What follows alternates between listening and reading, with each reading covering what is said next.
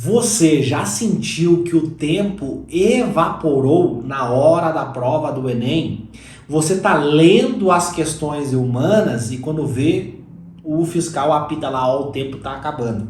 Se você tem dificuldade na hora de fazer as questões humanas, ler aqueles textões do português, nesse vídeo eu vou revelar para você estratégias que são baseadas na neurociência da aprendizagem para que você consiga aumentar os seus acertos em humanas e português, através das estratégias que eu vou revelar aqui para você. Essas estratégias foram utilizadas pelos meus alunos que já conseguiram passar em medicina, através do SISU, através do ProUni e também através do FIES. Ou seja, se você implementar essas estratégias que eu vou revelar aqui para você, você vai aumentar as suas chances de lá no domingo do Enem você conseguir ter um melhor desempenho na hora da prova. Então fique comigo até o final desse vídeo que eu tenho certeza absoluta que pode ser um grande divisor de águas na sua preparação para poder passar em medicina. Se você não me conhece ainda, eu sou o Léo Vicari e eu criei esse canal no YouTube para ajudar pessoas que têm o sonho de passar em medicina, assim como eu e assim como os meus alunos. Fazer medicina de graça, sem ter que pagar nada. Então aqui eu compartilho várias estratégias, várias dicas baseadas na neurociência da aprendizagem para poder ajudar pessoas como você que tem esse sonho de poder passar em medicina e ser o primeiro médico da família. Então assim, pega papel, pega caneta para a gente poder discutir sobre as questões de humanas, né? Como que a gente pode resolver essas questões de humanas, como que a gente pode marcar lá o X na alternativa correta para que não haja nenhum erro, né? Por quê? O que acontece? Português e humanas são consideradas questões fáceis, né? São questões mais tranquilas de fazer. Então, quando você erra uma questão fácil, o que acontece? O Enem baixa a tua nota. Então tem um negocinho chamado TRI, que talvez você já deve ter ouvido falar, ou talvez não, comenta aqui, né? Se você já sabe o que é TRI e se você estudou baseado na TRI. Comenta aqui se você usou essa estratégia para estudar. Meus alunos que foram aprovados em medicina usaram a TRI para guiar o estudo deles. Então acontece, você erra uma questão de interpretação de texto, aquele textão lá que você ficou com preguiça de ler, você não conseguiu ler, você acaba errando essa questão, o que acontece com a tua nota? Ela baixa. É bizarro isso, mas acontece. Então é importante que você tenha o máximo de atenção, o máximo de consideração na hora de fazer as questões humanas, para que você consiga ter um melhor desempenho na prova. Senão você acaba sendo reprovado em medicina. Aí o que você vai falar para o seu pai? O que você vai falar para sua mãe quando você não conseguir passar em medicina? Você vai ter que falar, pô, não consegui, mais um ano tentando, mais um ano ali, correndo atrás do meu sonho para poder passar em medicina e eu não consegui passar em medicina. Seria triste acontecer isso. E eu até defendo a tese que a cada ano que a pessoa não passa em medicina, ela fica mais longe do sonho dela. Não é que ela está cada vez mais próxima, não, ela está cada vez mais longe do sonho dela de passar em medicina. Tá? Então, o que os estudos neurocientíficos eles mostram para nós? Eles falam o seguinte: a leitura focada, ela ativa várias áreas do cérebro, principalmente o córtex pré-frontal, que é responsável pela tomada de decisões.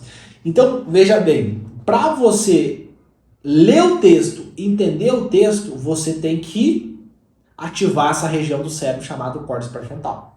Só que acontece, tem uma outra região do cérebro que a gente chama de amígdala do cérebro. Bem pequenininha, ela é responsável por gerar essa resposta emocional. Como se fosse tipo o cérebro emocional, que é o sistema límbico, uma das estruturas do cérebro emocional é a amígdala. Então ela gera essa resposta emocional e aí ela gera um bloqueio no córtex pré-frontal. Então a primeira coisa que nós temos que entender para você conseguir acertar as questões é você ficar calmo na hora da leitura. Então, quando você tiver... Porque a maior causa de erros, né?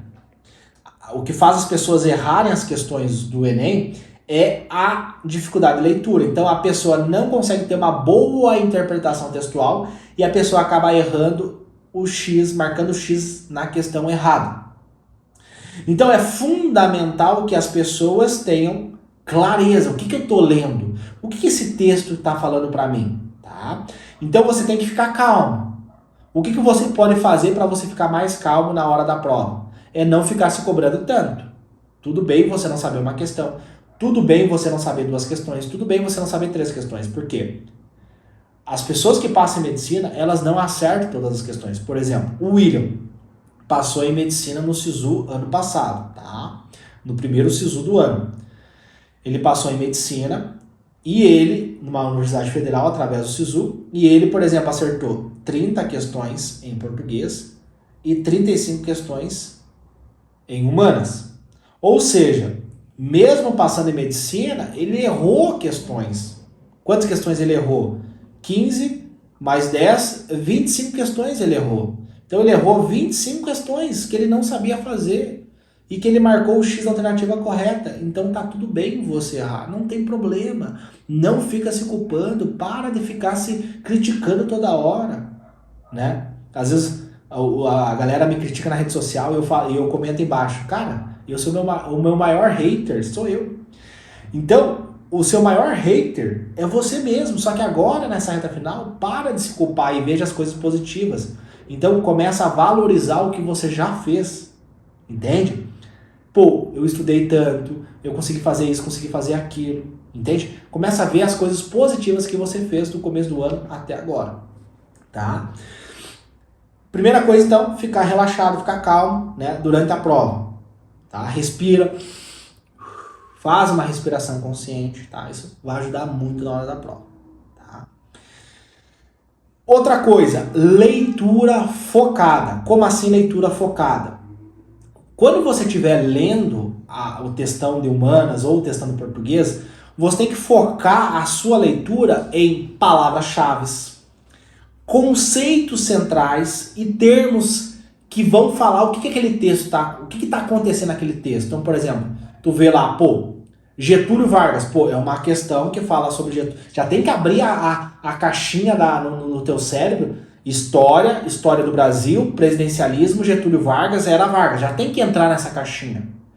Pô, questão tá falando sobre escravidão. Já tem que vir, né, escravidão, Brasil colônia, né, o ciclo do ouro, o ciclo do açúcar. Já tem que vir isso na tua mente. Eu ensino uma técnica lá para os meus alunos, chama GPOM, tá? Que é uma técnica mental de memorização, tá? Você criar essas telas mentais, tá? Isso é treinado, que nem o músculo que tu treina na academia, você também treina a tua capacidade de memorização. Então, quando você faz a leitura, você já tem que focar nessas palavras-chave. Você já tem que, não é só ler as palavras, ficar repetindo as palavras, você tem que entender o que está acontecendo. Tá? Uma questão falando sobre Getúlio Vargas do ponto de vista negativo, não do ponto de vista positivo. Você tem que ver se o texto, as palavras, o significado dessas palavras que está acontecendo no texto é positivo ou negativo. Está falando do momento positivo do Brasil ou do momento negativo? Aí tu pega lá português, por exemplo. Joãozinho morria de amores por Maria. Não tem como a pessoa morrer de amores. Ele está usando o quê? Uma figura de linguagem. Então você tem que pegar essas nuances no texto, tá? Então, leitura focada. Palavras-chave, datas, conceitos centrais e termos. E nomes, por exemplo, Getúlio Vargas, Juscelino Kubitschek, capital do Brasil, né? Enfim, tem que focar nessas palavras-chave, tá? Segunda coisa, tá? Que eu acho super válido, que eu uso até hoje na faculdade de medicina. Você tem que eliminar aquelas alternativas, aquelas coisas que não faz sentido. Às vezes acontece muito isso, tu tá atendendo um paciente no consultório e ele fala uma coisa que não tem nada a ver. Aí tu elimina isso, esse tratamento, né? Porque às vezes, na medicina é importante você também escutar a opinião do teu paciente, né? Não só você impor ali o seu tratamento. O que você acha desse tratamento? Né? O que você pensa sobre essa tua condição e tratamentos? Aí ele traz um tratamento que não faz sentido nenhum. Aí você já elimina aquilo na hora. A mesma coisa no dia do Enem. Você está lendo as alternativas, elimina aquelas alternativas que não fazem sentido.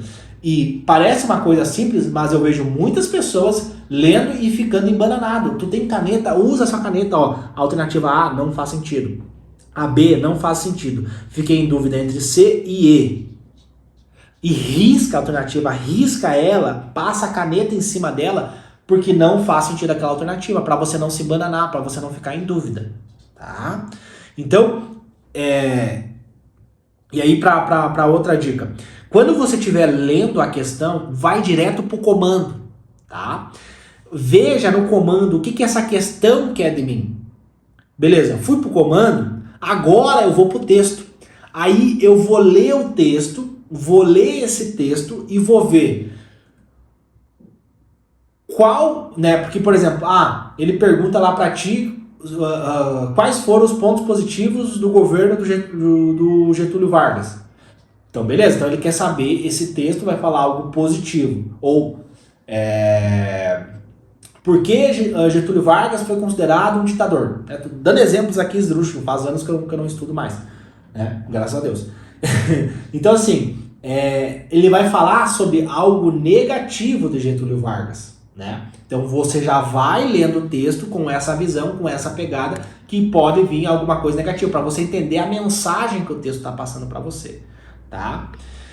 Então sempre vai pro comando. E a última dica, a última estratégia que eu acho super válida, que é, cara, e às vezes eu dou mentoria, eu vejo os alunos, eu peço para ele, lê esse texto aqui para mim, aí eu leio o texto. Agora me explica, o que aconteceu, o que está acontecendo, o que esse texto está mostrando? Porque eu pego alunos da mentoria que tem dificuldade de humanas, né? Tem dificuldade de humanas, tem dificuldade de português. Aí eu peço para ele, cara, tu leu esse texto, ele tem um parágrafo, o que esse texto está falando? Fala para mim, explica com as tuas palavras, né? O que tu interpretou? Então eu peço para ele ler o parágrafo. Beleza, agora esquece o parágrafo, tu não vai mais olhar aqui na folha, tu vai falar para mim, o que vem na tua cabeça? Joãozinho era um agricultor, aí ele tinha terras. E quando eu peço para o aluno fazer isso, ele se perde. Ele não consegue interpretar, ele não consegue ver mentalmente o que aconteceu ali naquele texto. Ele lê sem interpretar, sem entender o que está acontecendo. Então, faça um resumo mental. Beleza, eu li aqui, né? Por exemplo, vou dar um exemplo da medicina, tá? Para você entender. Tipo assim, o João, ele tem 70 anos, ele tem hipertensão, ele tem diabetes, ele toma 2 medicações para controlar a hipertensão, ele toma uma medicação IECA, depois uma medicação...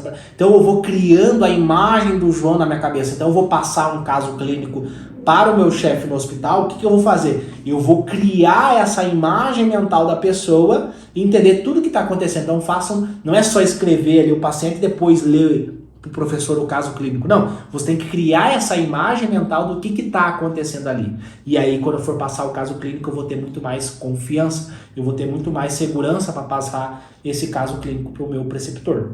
É a mesma coisa ali. Então, leu a questão, o que está acontecendo aqui?